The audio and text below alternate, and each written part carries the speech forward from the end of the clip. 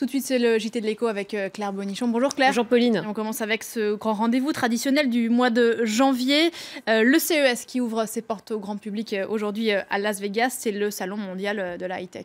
Oui, alors il fête cette année ses 50 ans. Ce grand rendez-vous est l'occasion pour le grand public de découvrir les objets qui envahiront notre quotidien dans le futur. Et un des produits phares cette année, c'est la voiture sans chauffeur de Chrysler à BMW. En passant par Faraday, les constructeurs dévoilent leur concept car. Mounia Kassem. C'est sans doute la star de ce salon, photographiée sous tous les angles, la FF91, la voiture du futur, signée Faraday.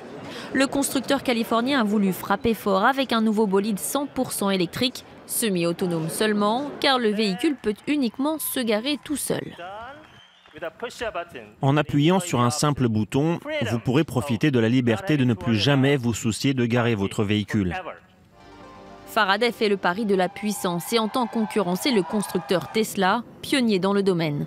Jusqu'ici, la voiture autonome semblait être la lubie des géants du web comme Google avec sa Google Car ou encore Apple et son projet Titan.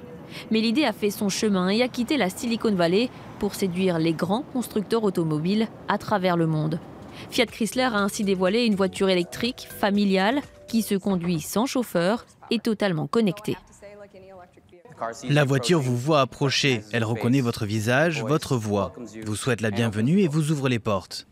Une fois assis, les réglages personnalisés sont automatiques, avec votre température idéale, votre musique préférée, et le véhicule vous propose de vous connecter aux autres passagers. Même BMW s'y met.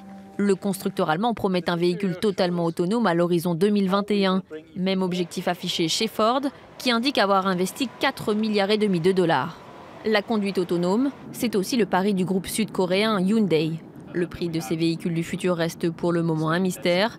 Reste également à savoir si tous les conducteurs seront prêts à se laisser embarquer en toute sérénité.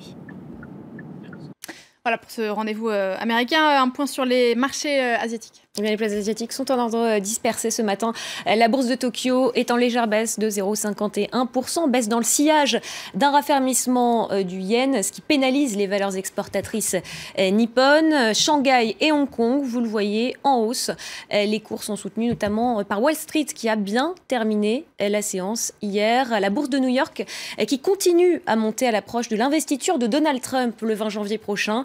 Dans un compte-rendu publié hier, la Banque centrale américaine anticipe en effet une accélération de la croissance sous l'administration Trump grâce à une politique de relance et ce qui pourrait la conduire à augmenter la cadence des relèvements de taux d'intérêt.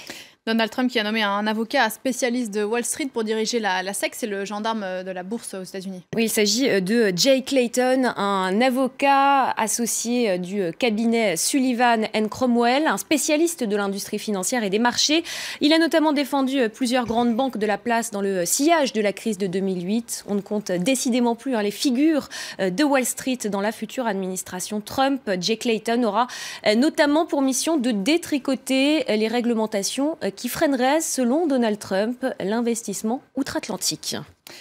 Dans le reste de l'actu, en bref, Claire, ces suppressions de postes chez Macy's. Oui, la chaîne américaine de grands magasins va supprimer jusqu'à 10 000 emplois aux États-Unis. D'ici à la fin de cette année, l'enseigne américaine aura fermé 68 magasins. Macy's avait dévoilé en août dernier un vaste plan de restructuration afin de répondre à la baisse de ses ventes et à la concurrence accrue du commerce en ligne.